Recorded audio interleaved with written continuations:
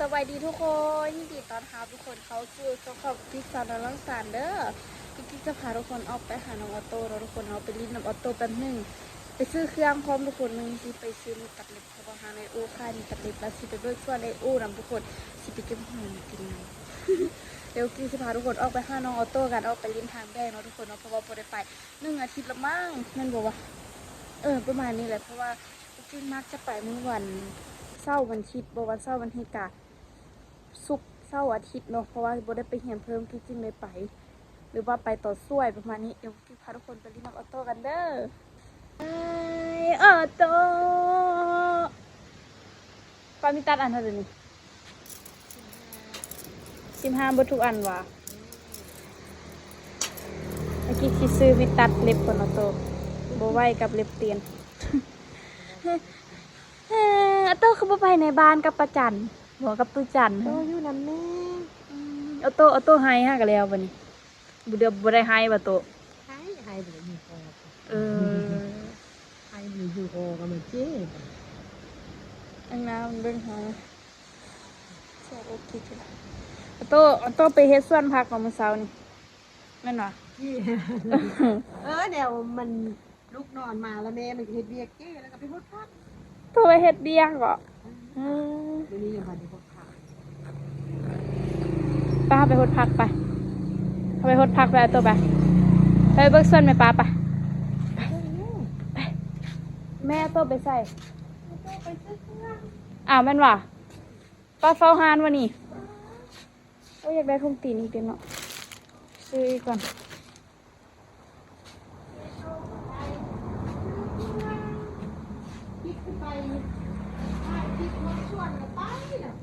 ไปกิ๊กคนส่วนให้โตเด้อโตให้กำลังใจกิ๊กเด้ออยู่ใส่จักนานนี่โอ้ลายนานเติบเนาะตัวเนาะบ่มีบ่พดเป็นกันนานอะไรใบบ่งพักกันนั้นนี่โอ้มันใช่สีส้มแล้วมันข้าวเลยเนาะตัวเนาะซานิโตฮดส่วนก่อนเนาะเอาตู้จ้อยมาบ่โตตู้จ้อยไปมิ้นว่าเอาตู้จ้อยเด้อลูกตู้จ้อยโอ้ไปเก็บมังมอนมากินนี้ก่อนเอาอันเขาแยกได้แนวพันธุ์นะเอาไปป้าซื้อเอาแม่นวะไปป้าไปซื้อเอาเบียร์มันซื้อนะเพราะตู้จ้อยท่านตัดมาแล้วก็เน็ตบางซื้อแล้วก็ออกเอาแม่นวะตัดงานเน็ตตุยเธอตุยลาเลยไปปิดจะไม่อู้สิเก็บไปกินโรงเรียนนี่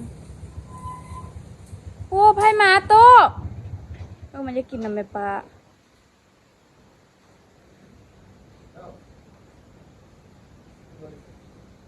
ตุยไปซื้อเครื่องเซ่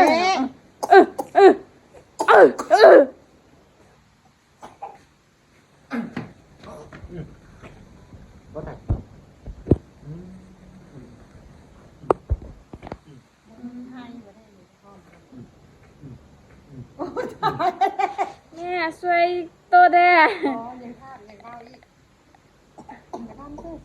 เเซ่อ้ยไปตลาดโดนละไปตัวเบย์ทดส่วนไปทดส่วนมีตัวกันไปทำหาทดส่วนให้ปลาก่อนแม่ปลาเอาออโต้พุ่นนะไอ้อู้มาสิคำยามนี่ยามเล่าเลยแต่ว่าตอนนี้ฮ้อนรู้สึกว่าโอ้แก๊สตัวนี้ใส่ทางได้โอ้ทางนี้ส่วนโบอัตโนมัติคือส่วนแม่ทิ้งเลยข้ายาวอยู่แม่กิ๊กแม่ส่วนแม่กิ๊กบักคักแม่ส่วนแม่กิ๊กเพื่อนนั่นเอ็ดลงเลยเฮือบน้ำอยู่ใส่โอ้กิ๊กปกงดฟันก็นี่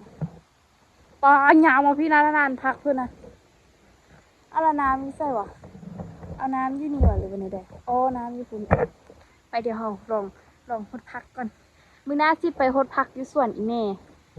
กิ๊กนี่เป็นคนหนึ่งที่บ่ค่อยได้เฮ็ดปานใดส่วนมากมีแต่แม่เป็นคนเฮ็ดให้เบิ่งเฮ็ดให้กิน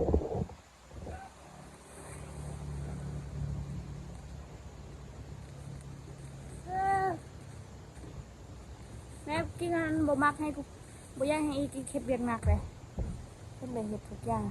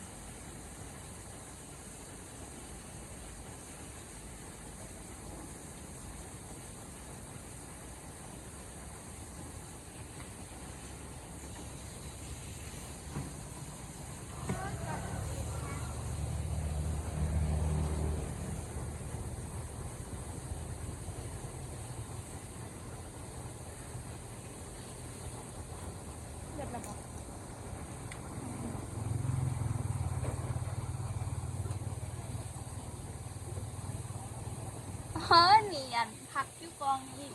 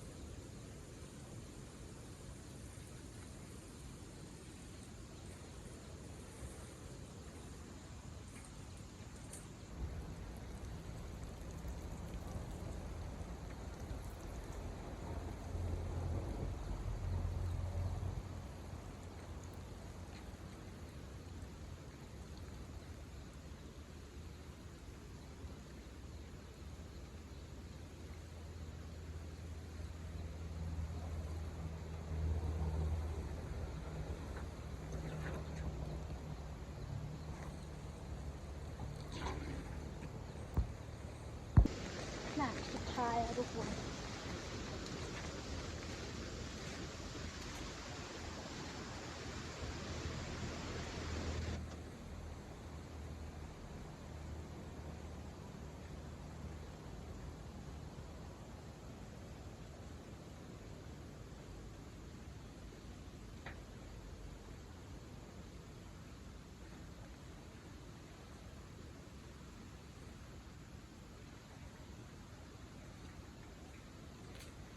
เรียบร้อยแล้วแต่หน้าอย่างอันยังคุยน้อยนะฮะเจ็บเหมือนกันเลยวะว่าแต่เราว่าจะมาฮดส่วนเลยแม่ล่ะแล้วคิดว่าจะมาฮดส่วนเนี่ยเพราะว่าตั้งแต่ตอนเฮ็ดยังวันได้มาฮดเลยพอดีแล้วนี่นะเอติกก็เป็นผู้มาปลูกเอติกนะจะปลูกตัวเลย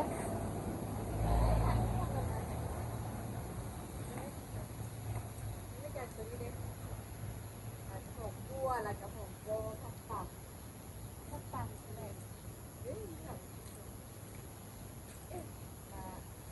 ผมร้านนี้ยังไม่หาเด็กอันซักพอดีเขาจะไม่ได้ไปเอาผมเอามาพูดยังไม่ได้พูดคุณเจียไว้อย่างนั้นบุกทับปักเพราะว่ามีการไม่มีเวลามาพูด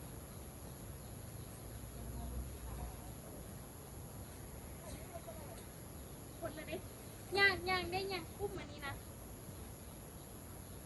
โคตรบอกว่าจับของยังเหรอยังได้ยังโคตรเคยกันเลยได้ยัง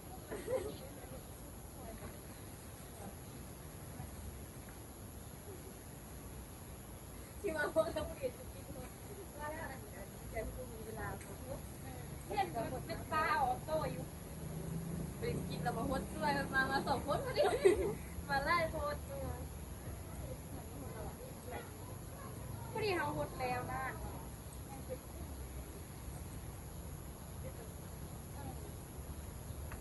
คนไล่โคตรนะเจ้ยนี่หลายโคตรเลยเพื่อมือบูมีวันนี้มันไล่โคตร น้ำอันเพิ่งอันนี้พี่กับแม่เนี่ยมันจะเพิ่งกันนี่แหละบ้านนี่ตัวใกล้ข้าวไว้แม่ก็ไปเอาในอัดตูนซ่านมือนี้เพื่อนที่เข้าได้ตะโกนต่อเลยเด้ ค่อยเด็ดเอาเฮากระซ้ำที่ละกลับมาตรงนี้นะ มันกระโดดแล้วมันก็ไปย่ำนั่นมาได้มันยองกันยืดง่ายลบ ง่ายแป๊บก็ดู ดีแต่คนมันง่ายไม่ง่ายแต่นั้น พูดเลย อันนี้ลูกคู่ข้างล่างมันได้เห็นบอกยืดคู่ข้างล่างมันไอ้ตัวยูซังกะซี่ทำขนาดนี้พูดที่ไหนนะ มันพูด เลยนี่นะ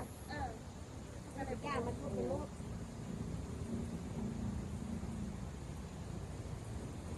ตาย มือมีคนกับมือมีแผงคนเนาะมือมีกับพี่คนสองคนสามคน หน้าความล่าพวกนั้นมันไล่ไม่รู้มันซีนนางที่ก็เพิ่งปิดยาเพิ่ง ที่ได้เอาพี่นางประมาณนะพี่เนาะ จะให้ตุ้ยมาอีก นายเต้ยเพราะว่าเขาจะไปอัน ตัวส่วนนี้ไม่จันก่อนวะ อันนี้โคตรสั้นเนาะ รู้ว่ามันไล่ไม่รู้มันซีนเพราะว่ามัน ถ้าจะพูดว่ะ มีตัวมาพึ่งไม่ได้แล้ว ไอ้แม่ว่ามาเลย ไม่แต่เอาเงินครับอันบ้างแล้วแม่เสื้อพักอันห้องโปม นั่นแหละเป็นตลอดเลย ทุกคนวันนี้จะพาทุกคนมาเก็บหมักหมอนเด้อนี่เนาะอยู่กองบัวเห็นเลย คือว่านั่นแหละเต็มมีบง กำมาเลยนี่นะ น้องมีแต่อันใหญ่ๆไอ้แดงๆกับป้าเพื่อนตอนนั้นท่านแม่ปลากับจูเพื่อนพากันเอามาเฮ็ดอัน มากินส้มหน่วยแดงๆนะปีมันเป็นแรกๆฮะนะ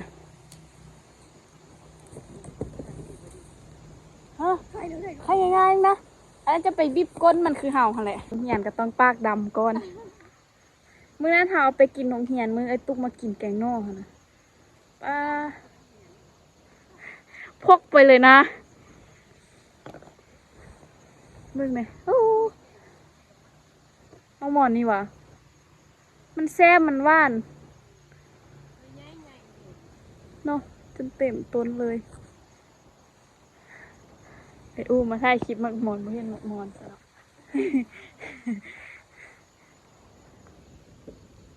ยุ่งเหียนให้มีตัวนี้เหียนหักปีนจนมัน จนบ่เป็นมากเลยวะ มากเขียวกันยังเอา อืม เขามาเห็นมันแห้งพักเลยเนาะ เล็กน้อยถึกใจแล้วนี่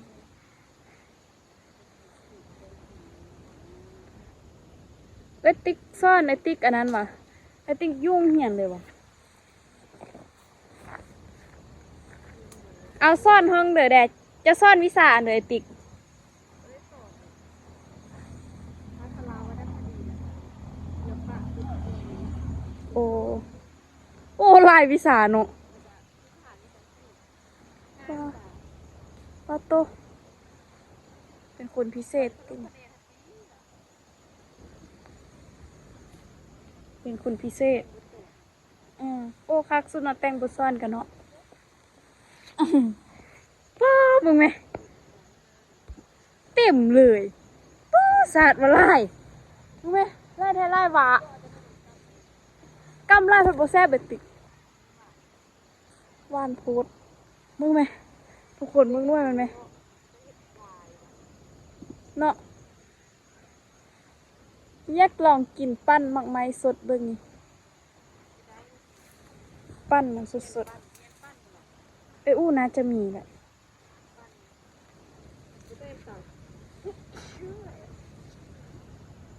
ไง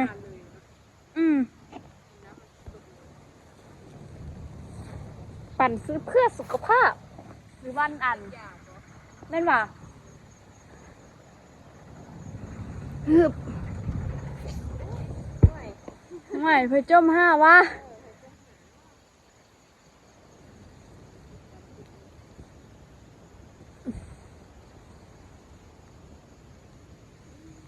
วู้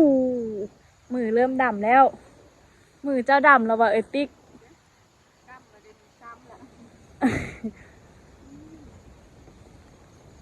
ตอนไปโรงเรียนไปแล้วบ่มีน้ำล้างออกเขี้ยมันซื้อกับดำๆติดปึ้มอีก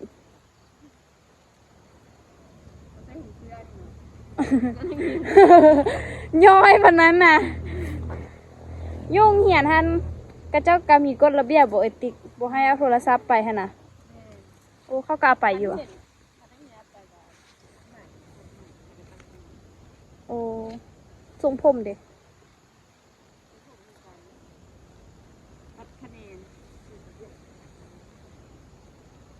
เพิ่นก็กวดระเบียบบ่ว่าบุดีป่ะอาจารย์กวดระเบียบของครู อันมัธยมประถม ว้าทุกคนมาลุยตะลุยมักมอนวันนี้นะเบิ่งแม่เฮาเก็บจังเลยยังคือ900ติงเนาะเบิ่งต้นนี่คือกันเบิ่งแม่ เต็มกระปุกเลย ยังบ่ลดลงบัดนี้อยู่ในต้นน่ะ การสิกิน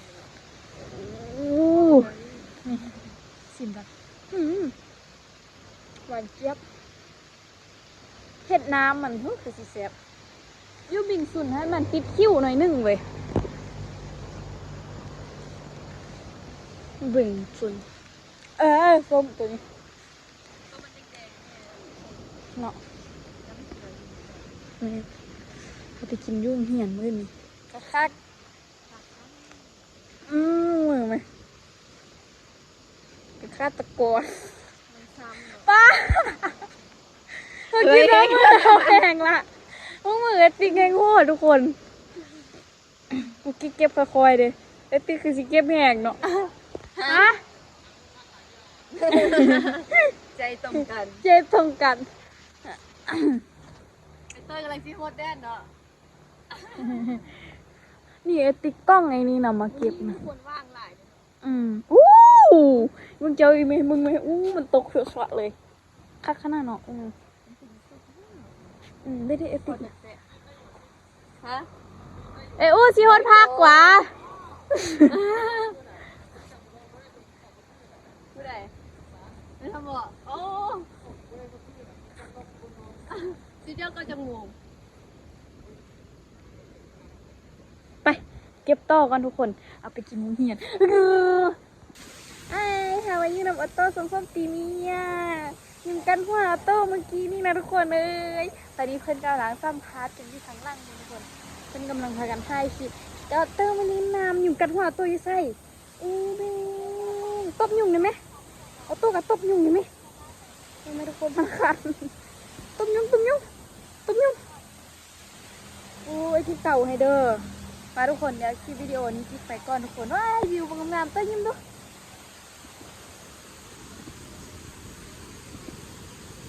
อยู่จับหัวออโต้ไปทุกคนคลิปนี้คลิปไปก่อนทุกคนเจอกันในคลิปวิดีโอหน้าเด้อคลิปนี้ไปก่อนทุกคนบ๊ายบายได้ออโต้ได้มังมอนมากินกับนึ่งเฮ็ดเลี้ยงให้ออโต้พร้อมบ๊ายบาย